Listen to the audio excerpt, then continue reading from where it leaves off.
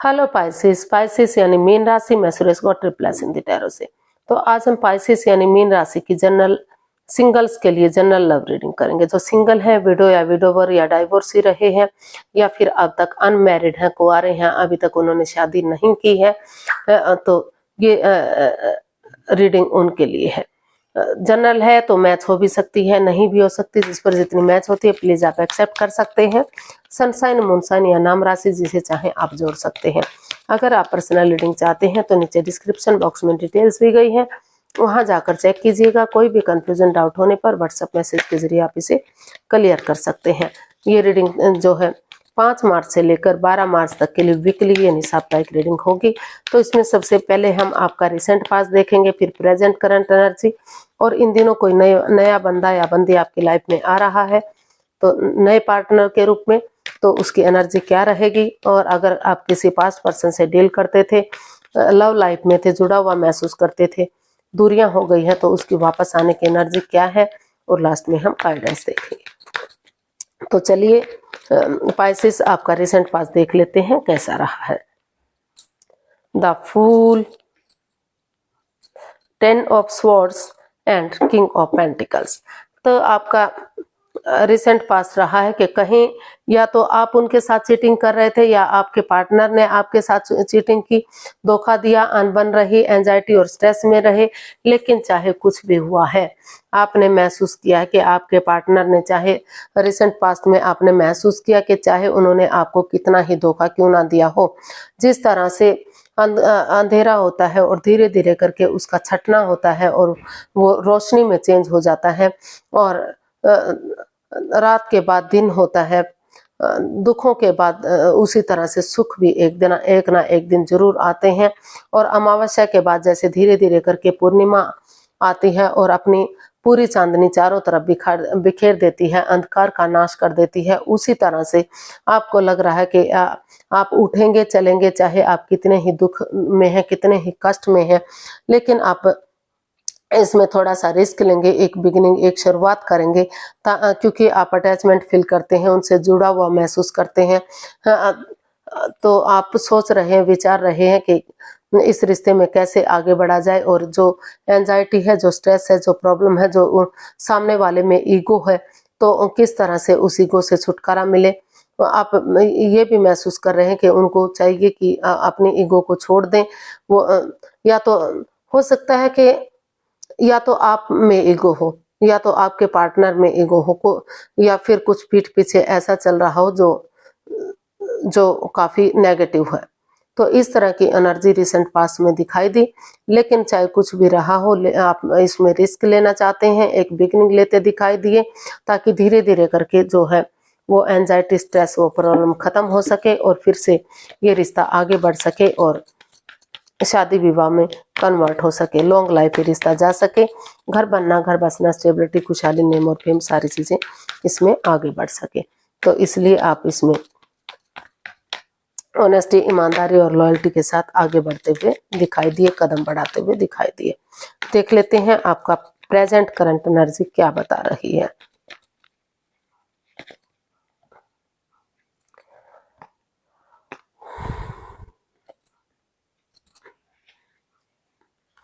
तो present current energy आपकी बता रही है कि आप क्रॉस मार्ग पर हैं।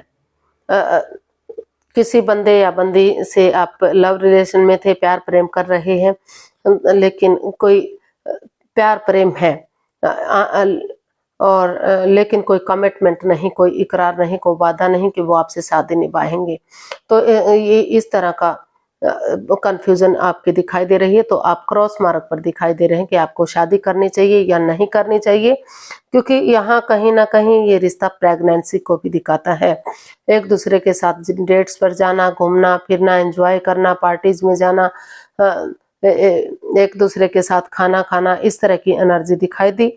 तो कहीं ना कहीं हो सकता है कि कुछ केसेस में यहाँ शादी से पहले प्रेगनेंसी की भी रिपोर्ट आपको या तो मिल चुकी है या मिल सकती है, और कुछ केसेस में लग रहा है कि फिर से अगर आप इसमें कमिटमेंट वगैरह देंगे तो घर बनना, घर बसना, स्टेबिलिटी, खुशहाली, नेम और फेम हो सकता है। आप इसमें बड़े बुजुर्गों का उनका सहयोग लेना चाहते हैं, उनकी मदद या हेल्प लेना चाहते हैं ताकि रिश्ता आगे बढ़ सके।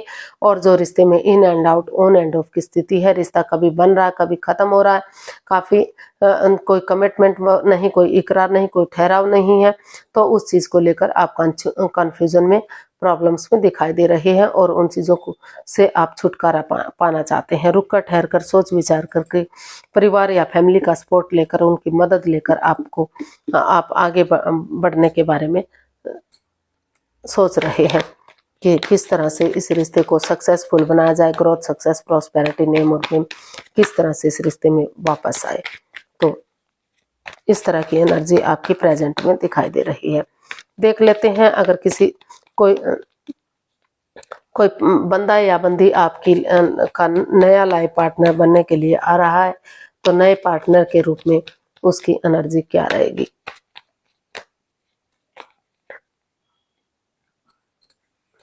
Page of pentacles, queen of pentacles and 3 of pentacles. जी हाँ, कोई नया बंदा या बंदी बहुत जल्दी इस रिश्ते में आना चाहते हैं। वो इस रिश्ते को खुशहाल बनाना चाहते हैं, लॉन्ग लाइफ बनाना चाहते हैं, प्यार करते हैं, मोहब्बत करते हैं और इस रिश्ते को एक फैमिली, एक परिवार की तरह इसमें अपना टीम एनर्जी, टीम एफर्ट लगाना चाहते हैं। अपनी प्रैक्टिकलिटी को, विलिंग पावर को बढ़ाते हुए इस रिश्ते को हील करना चाहते हैं ताकि इस रिश्ते में एक बिगिनिंग, एक शुरुआत हो सके और सही समय आने पर, सही वक्त आने पर ये रिश्ता ग्रोथ कर सके और खुशहाल ये रिश्ता हो सके, लॉन्ग लाइफ ये रिश्ता हो सके। ये थोड़ा बैठी हुई एनर्जी है, थोड़ा सा समय या वक्त लग सकता है, लेकिन कोई बंदा या बंदी आपकी लाइफ में आपका लाइफ पार्टनर बनने के लिए आ रहा है और ये रिश्ता लॉन्ग लाइफ जा सकता है, स्टेबल और खुशहाल हो सकता है। इसमें एज डिफरेंस हो सकता है, लेकिन जो भी है ये रिश्ता आपका काफी खुशहाल हो सकता है। देख लेते हैं अगर किसी पास्ट पर्सन से आप डील करते थे, अटैचमेंट या जुड़ा हुआ महसूस कर रहे थे, तो उसकी वापस आने की क्या एनर्जी है। क्या कोई पास्ट पर्सन आपकी लाइफ में वापस आ रहा है। 9 of pentacles, judgment and 5 of wands. तो and bottom of the deck 4 of wands.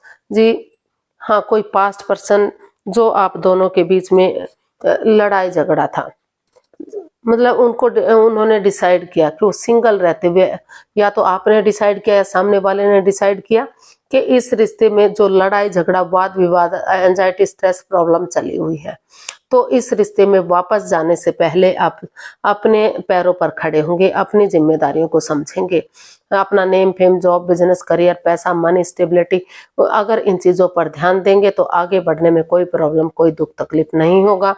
इसलिए आपने इसमें डिस्टेंस रखा और इस लड़ाई झगड़े को, वाद विवाद को खत्म करते हुए आपको लग रहा है कि क्योंकि अगर आप सिंगल रहते हुए इन चीजों पर ध्यान देंगे तो यूनिवर्स की तरफ से गुड न्यूज, गुड मैसेज मिल रहा है और मैसेज यही है कि जो आप दोनों के बीच में वाद विवाद चला हुआ है, लड़ाई झगड़ा, एंजाइटी, स्ट्रेस है, प्रॉब्लम है, ये रिश्ता आगे नहीं बढ़ रहा था, तो एक दूसरे से माफी मांगेंगे, एक दूसरे को माफ कर देंगे और बिना गड़े मुर्दे उखाड़े, बिना पुरानी बातों को दोहराए, पास्ट को दोहराए, अगर प्रेजेंट और फ्यूचर के बारे में सोचते हैं तो जो लटकी हुई विशेष है, अटकी हुई विशेष है, जो काफी समय से आगे नहीं बढ़ पा रही थी, तो वहाँ रीयूनियन, रिकॉन्सिलेशन होने के चांसेस हैं। यानी कि रिश्तों में जो अनबन बनी हुई थी, जो शादी होने से पहले ही दूरियां बन चुकी थी, तो वहाँ उन रिश्तों में सुधार होता दिखाई दे रहा है। और यहाँ अगर आप कमिटमेंट वगैरह देते हैं और कॉम्प्रोमाइज करते हैं कि आगे उनकी तरफ से कोई गलती, कोई प्रॉब्लम नहीं होगी, तो ये रिश्ता स्ट्रॉन्ग और मजबूत होता दिखाई दे रहा है। घर बनना, घर बसना, स्टेबिलिटी, खुशहाली, नेम और फेम, सारी चीजें इस रिश्ते से वापस से आते दिखाई दे रही हैं। लेकिन आपने यही डिसाइड किया कि पहले सिंगल होते हुए जो आप दोनों के बीच में अनबन बनी हुई थी, जो डिस्टेंस बना हुआ था, जो बातें नहीं हो पा रही थी, तो वहां या तो आप स्टैंड लेते हुए दिखाई दिए या तो आपके पर्सन ने स्टैंड लिया, कोई एक जना स्टैंड लेते हुए आगे बढ़ता हुआ दिखाई दिया ताकि माफी मांगी जा सके और इस रिश्ते को आगे बढ़ाया जा सके। तो कुछ केसेस में लग रहा है कि एक दूसरे से माफी मांगते हुए वो अपनी लाइफ में सिंगल रहते हुए आगे बढ़ना चाहते हैं, ताकि लड़ाई झगड़ा खत्म हो सके, वाद विवाद खत्म हो सके और वो लाइफ में आगे बढ़ सके। और कुछ केसेस में उनको लग रहा है कि यूनिवर्स जी अगर उन्हें अपॉर्चुनिटी दे रहे हैं, मौका दे रहे हैं, तो उन्हें बिना पास्ट को दोहराए प्रेजेंट और फ्यूचर के बारे में सोचते हुए इस रिश्ते को आगे बढ़ाना चाहिए। इसमें जो है, जो रिश्ता रुक चुका था, थम चुका था, रियूनियन कर लेना चाहिए। तो इस तरह की एनर्जी यहाँ दिखाई दी है। तो कुछ केसेस में एक दूसरे से माफी मांगते हुए सिंगल रहने के लिए आगे बढ़ने के लिए कोशिश की है, और कुछ केसेस में एक दूसरे से माफी मांगते हुए आगे बढ़ते दिखाई दे रहे हैं। यूनिवर्स की तरफ से मैसेज देख लेते हैं। 6 of wands, the sun and the tower.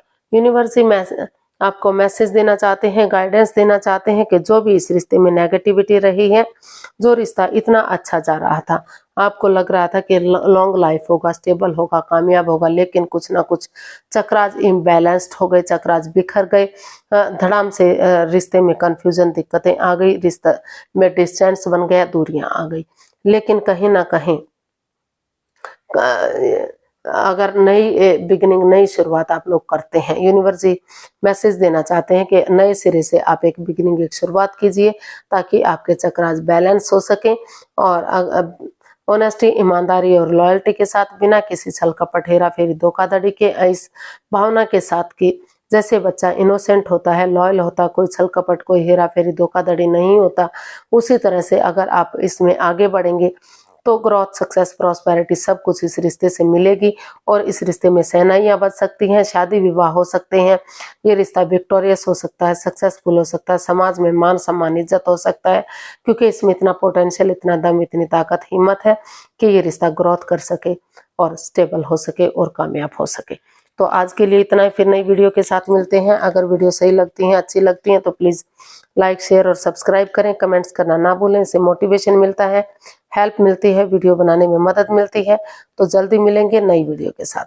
तब तक के लिए हैप्पी रहें, खुश रहें। नमस्ते, थैंक यू सो मच।